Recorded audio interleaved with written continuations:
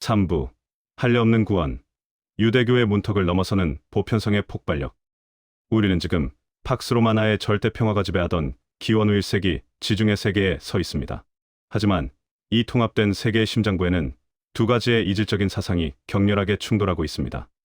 하나는 유대교, 또 하나는 그 유대교에서 싹트기 시작한 예수 공동체였어요. 이 부에서 우리가 목격한 것처럼 바울은 다마스쿠스에서 빛을 만난 후 이방인의 사도라는 소명을 부여받았습니다. 이제 바울의 앞길을 막아선 것은 율법을 수호하던 제사장이나 로마 군대가 아니었습니다. 바로 자신이 평생을 바쳐 지켜왔던 유대민족의 율법이라는 단단한 벽이었어요. 바울이 전하는 보편성의 메시지는 이 벽을 파괴하는 것이나 다름없었죠. 그리고 이 파괴 행위야말로 기독교를 작은 유대인 분파에서 인류 역사의 흐름을 바꾼 세계적인 종교로 비상하게 만든 핵심이었습니다. 영상 시작 전 구독과 좋아요 부탁드립니다. 로마 제국 내에서 유대민족이 자신들의 정체성을 400여 년간 유지할 수 있었던 비결은 율법이 있었기 때문입니다. 그들은 로마가 부여한 이례적인 종교적 특권을 누렸는데 이는 율법 준수를 통한 철저한 자기 경계가 있었기에 가능했죠. 율법은 단순한 윤리 강령이 아니었습니다. 그것은 이스라엘 민족과 하나님 야훼 사이에 맺어진 영구적이고 독점적인 계약의 구체적 선언문이었습니다. 이 독점적 계약의 가장 가시적이고 논쟁적인 상징이 바로 할례였습니다. 창세기 이래로 아브라함에게 주어진 이 언약의 표시는 로마 제국 내에서 유대민족의 가장 강력한 구별법이었어요. 창세기 17장에서 하나님은 아브라함에게 이렇게 명령했습니다. 너희는 포경을 베어 할례를 베풀어야 한다. 이것이 나와 너희 사이에 세운 계약의 표다. 이 언약은 단순한 종교의식이 아니라 하나님의 백성이라는 정체성의 물리적 증거였던 겁니다. 당시 로마 헬레니즘 문화권에서 노출된 신체는 미학의 대상이었어요. 그리스인들은 나체를 아름다움의 극치로 여겼고 체육관이나 목욕탕에서 나체로 운동하고 목욕하는 것을 문화의 일부로 받아들였죠. 하지만 유대인에게 할례는 이방인과 부정한 것으로부터 자신들을 분리하는 신성한 방패였습니다. 실제로 학자들의 연구에 따르면 그리스 로마인들은 할례를 혐오했다고 해요. 그들은 할례받은 신체를 훼손된 것, 야만적인 것으로 여겼습니다. 로마의 역사가 타키투스는 유대인의 할례를 경멸스러운 관습이라고 기록했고 그리스 철학자들도 인간의 신체를 변형시키는 이 관습을 이해하지 못했어요. 이 때문에 유대교의 문턱을 넘으려던 이방인, 즉 하나님을 경외하는 자들은 깊은 고민에 빠졌습니다. 할례를 받는다는 것은 곧 유대민족에 편입되어야 한다는 뜻이었죠. 그것은 단순히 한 번의 의식이 아니라 평생 동안 복잡한 음식 규정, 안식일 준수 등 수백 가지 율법 조항을 지키며 일상의 모든 것을 재편해야 했어요. 이러한 요구는 기독교를 받아들이려는 로마 제국 전역의 이방인들에게 막대한 사회적, 정치적 비용을 요구했습니다. 할례는 사회적 조롱의 대상이었고 안식일 준수는 로마의 관습과 충돌하여 사회적 불이익을 감수해야 했죠. 예루살렘의 전통적 지도자들이 이들이 메시아를 따르려면 우선 할례를 통해 유대민족에 편입되어야 한다고 주장했을 때 이는 기독교의 확산을 의도적으로 유대교의 울타리 안에 가두려는 행위였습니다. 만약 이 주장이 승리했다면 기독교는 유대교 주변을 맴도는 수많은 작은 종파 중 하나로 남았을 것이며 세계 역사는 완전히 달라졌을 겁니다. 이 첨예한 신학적 긴장은 바울의 선교 거점이었던 안디옥에서 현실적인 위기로 폭발했습니다. 안디옥은 로마 제국에서 세 번째로 큰 대도시였으며 유대인과 이방인이 혼합된 최초의 다민족 교회가 형성된 곳이었죠. 문제의 중심은 바로 식탁이었습니다. 초기 기독교 공동체의 상징인 사랑의 식탁은 단순한 식사가 아니었습니다. 그것은 그리스도 안에서 신분, 민족, 계층이 평등히 실현되었음을 증언하는 종교적 의식이었습니다. 로마 사회에서 신분을 초월한 식사는 곧 사회적 평등을 인정하는 금기된 행위였으며 기독교는 이 금기를 깨고 있었어요. 예루살렘, 야고보의 영향력 아래 있던 율법주의자들이 안디옥에 도착하자 그들은 유대인 신자들에게 율법적 부정함을 이유로 이방인들과의 식사를 거부하라고 압력을 가했습니다. 이방인이 만든 음식은 율법적으로 부정하다는 이유였습니다. 유대인의 음식법은 상당히 복잡했어요. 레위기 11장에 명시된 정결한 동물과 부정한 동물의 구별, 피를 먹지 말라는 명령, 고기와 유제품을 함께 조리하지 말라는 규정 등이 있었죠. 이방인의 주방에서 만든 음식은 이 모든 규정을 지켰는지 확인할 수 없었기 때문에 엄격한 유대인들은 이방인과의 식사 자체를 피했습니다. 놀랍게도 예수의 수제자였던 베드로가 이 압력에 굴복했습니다. 베드로는 처음에는 이방인들과 자유롭게 교제했으나 예루살렘에서 온 할례파의 눈치를 보며 슬그머니 식탁에서 물러나 교제를 중단하는 위선적 행동을 보였죠. 이는 바울의 핵심 동역자였던 바나바마저 흔들리게 만들었습니다. 이는 안디옥 공동체의 분열을 넘어 기독교가 유대인의 배타적 민족 종교로 후퇴할 수 있음을 보여주는 중대한 사건이었어요. 바울에게 이 행동은 복음의 본질적인 보편성을 무너뜨리는 행위였습니다. 바울은 갈라디아서 2장에서 베드로를 모두 앞에서 공개적으로 꾸짖는 정치적 도발을 감행했습니다. 이것은 복음의 진리대로 행하지 않는 것입니다. 만일 구원이 율법 행위를 통해 완성된다면 그리스도의 십자가 희생은 아무 의미가 없게 됩니다. 이는 사도적 권위를 가진 인물에게 정면으로 맞서는 행위로 초기 교회의 운명을 건 행위였습니다. 바울은 이 절체절명의 위기를 타개하기 위해 유대교의 율법적 논리구조 자체를 뒤집는 신학적 무기를 들고 나왔습니다. 그것이 바로 믿음으로 말미암는 의의입니다. 바울의 주장은 법정 용어를 사용한 대단히 정교하고 정치적인 선언이었습니다. 그는 세 가지 논리로 자신의 입장을 전개했죠. 첫 번째는 율법의 한계를 선언한 것입니다. 바울은 로마서 3장에서 이렇게 말했어요. 율법의 행위로는 그의 앞에 의롭다함을 얻을 육체가 없나니 율법으로는 죄를 깨달음이니라. 모든 인간은 유대인이든 이방인이든 율법을 완전히 지킬 수 없으므로 모두 죄 아래 놓여 있다는 겁니다. 율법의 목적은 인간을 구원하는 것이 아니라 인간의 죄를 명확히 고발하는 데 있다는 거죠. 이것은 유대인들에게 충격적인 주장이었어요. 그들은 율법을 하나님의 축복으로 여겼거든요. 율법을 지키는 것이 의로움의 길이라고 믿었습니다. 그런데 바울은 율법이 오히려 인간의 무능력을 드러내는 도구라고 선언한 겁니다. 두 번째는 개념의 재해석입니다.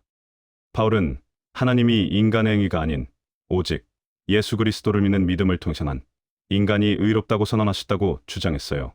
바울이 사용한 의롭다 하심은 신학적 용어라기보다 법정 용어에 가까웠습니다. 이는 죄수가 스스로의 노력으로 무죄를 선고받는 것이 아니라 법관인 하나님이 그에게 무죄를 선언해주는 행위를 의미합니다. 여기서 핵심은 전가 개념입니다.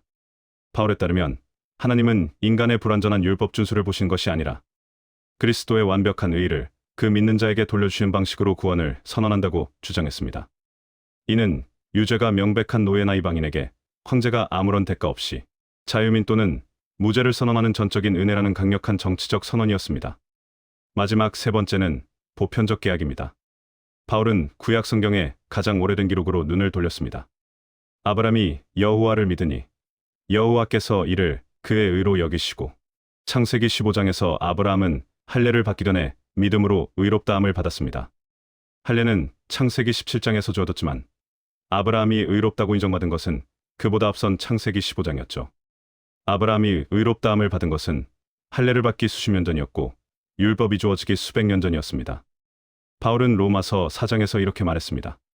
그런즉 무할례자도 믿음으로 말미암아 의로 여기심을 받지 아니하겠느냐. 이는 구원이 율법 행위나 민족적 특권보다 선행하는 하나님의 은혜임을 증명하는 논리였어요. 이 결론은 혁명적이었죠. 구원의 멤버십이 유대민족의 배타적인 율법 준수를 요구하는 것이 아니라 모든 인간이 똑같이 접근할 수 있는 오직 믿음이라는 단 하나의 보편적 조건으로 충족된다는 선언이었기 때문이었습니다. 이는 기독교를 유대민족 종교의 울타리에서 벗어나 로마의 모든 이방인이 문턱없이 참여할 수 있는 보편적 종교로 재탄생시킨 신학적 토대였습니다. 바울의 믿음으로 말미암는 구원이라는 교리는 단순한 신학을 넘어 로마 제국의 엄격한 수직적 위계 질서를 근본적으로 해체하는 사회정치적 폭발력을 가졌습니다. 로마는 시민과 비시민, 자유인과 노예, 남성과 여성의 계층 구별을 통해 사회의 안정을 유지했습니다. 로마 사회는 강력한 후원자, 피후원자 관계를 통해 엮여 있었습니다. 부유한 후원자가 가난한 피후원자에게 경제적 보호를 제공하고 피후원자는 충성과 정치적 지지를 바쳤죠. 이는 엄격한 위계 구조였습니다. 그러나 바울이 세운 하우스 처치에서는 이 구조가 종교적으로 전복되었습니다. 집을 제공한 부유한 후원자는 교회 내에서 자신들의 노예나 이방인 피후원자와 형제자매라는 수평적인 호칭으로 불렸습니다. 너희는 유대인이나 그리스도인이나 종이나 자유인이나 남자나 여자나 모두 그리스도 예수 안에서 하나이니라. 이 선언은 로마 사회의 핵심인 신분제도를 공식적으로 무효화하는 것이었습니다. 유대인 후원자와 이방인 노예가 같은 식탁에서 평등하게 만찬을 나누는 행위 자체가 로마의 사회 질서에 대한 급진적인 도전이었습니다. 특히 노예와 여성 계층에 미친 영향은 혁명적이었습니다. 노예는 로마 법상 말하는 도구로 취급되었으나 기독교 공동체에서는 영혼의 평등을 가진 사랑받는 형제로 대우받았습니다. 또한 공적인 영역에서 배제되었던 여성들이 기독교 공동체의 핵심 지도자로 부상했습니다.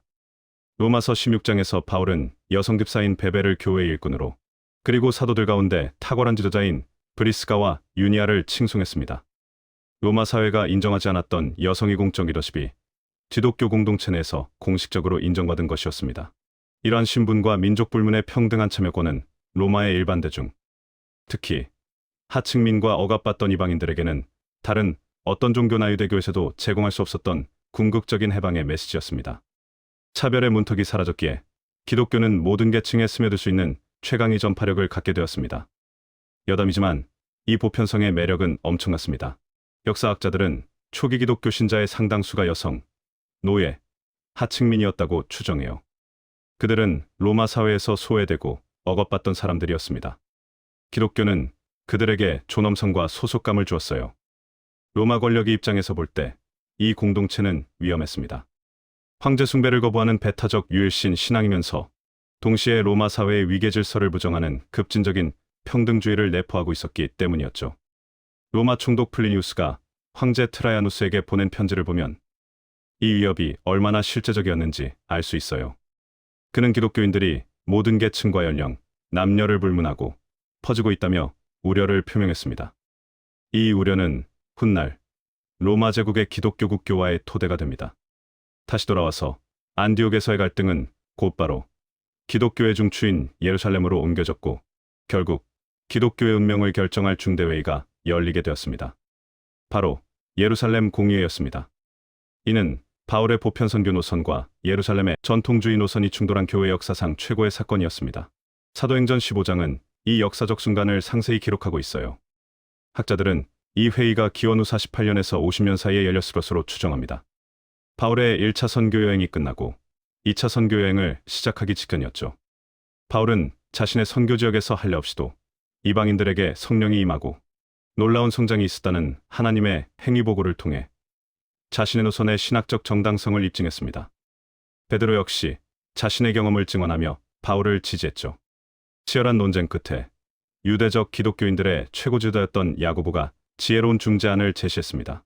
그는 구약 성경의 예언, 특히 아모스 9장을 인용하여 하나님께서 무너진 다윗의 장막을 재건하시기 위해 이방인들을 구원하여 부르시는 것이 이미 성경의 오랜 계획이었음을 논리적으로 증명했습니다.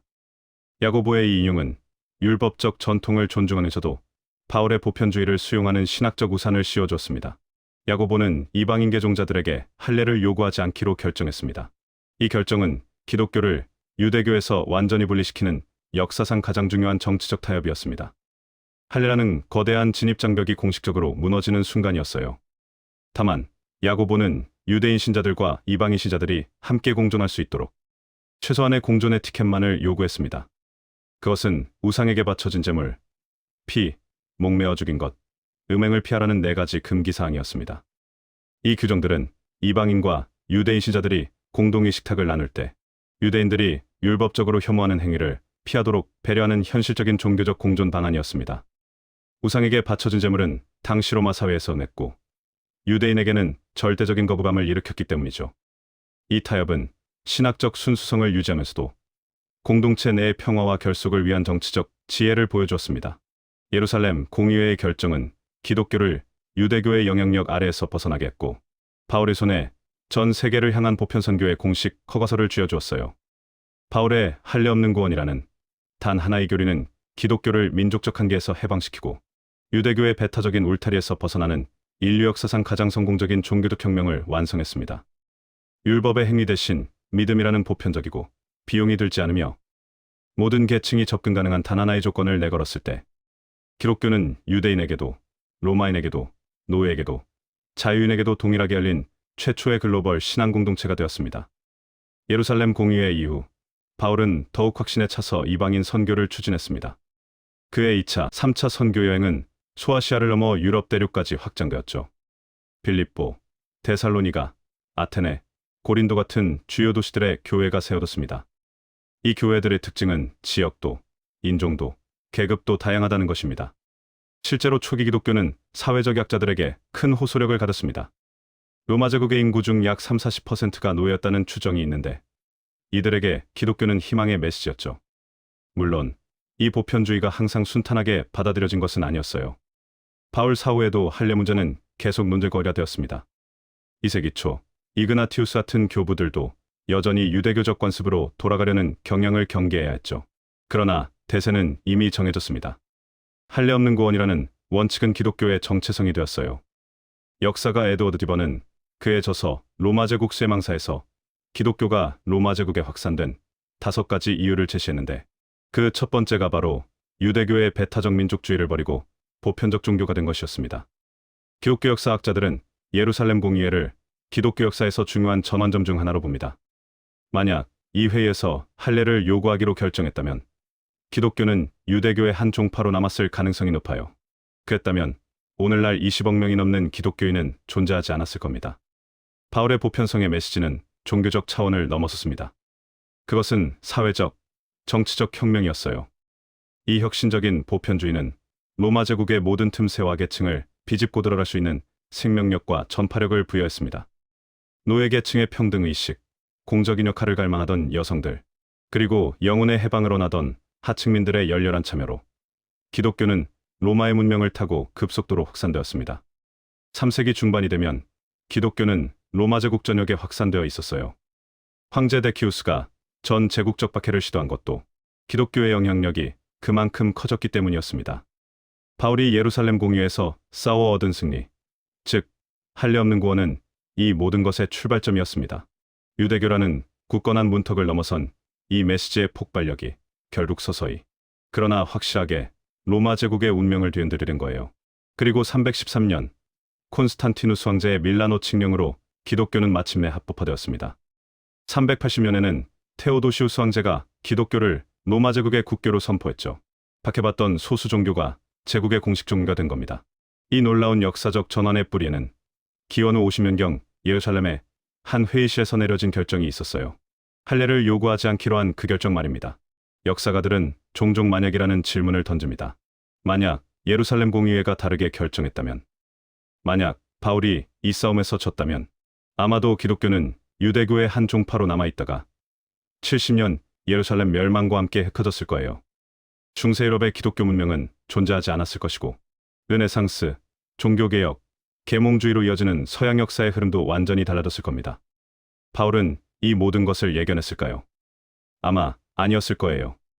그는 단지 자신이 다마스쿠스 길에서 만난 그리스도의 복음을 순수하게 지키려 했을 뿐입니다. 바울은 로마서 10장 12절과 13절에서 이렇게 선포했습니다. 유대인이나 헬라인이나 차별이 없음이라. 주께서 모든 사람의 주가 되사 그를 부르는 모든 사람에게 부여하시도다. 누구든지 주의 이름을 부르는 자는 구원을 받으리라. 이것이 바울의 보편주의의 핵심이었어요. 그리고 이 보편주의가 기독교를 세계 종교로 만들었습니다. 다음 사부에서는 바울의 보편주의 메시지가 실제로 로마 제국 구석구석으로 전달될 수 있었던 현실적인 방법들을 파헤쳐 보겠습니다. 로마가 만든 인프라, 즉 도로망, 공통언어, 그리고 바울이 가진 로마 시민권이라는 전략적 무기가 어떻게 역설적으로 기독교의 성공을 위한 발판이 되었는지, 모든 길은 복음으로 통한다라는 주제로 그 비밀을 들여다보겠습니다. 시대를 해독하는 통찰, 아르케였습니다.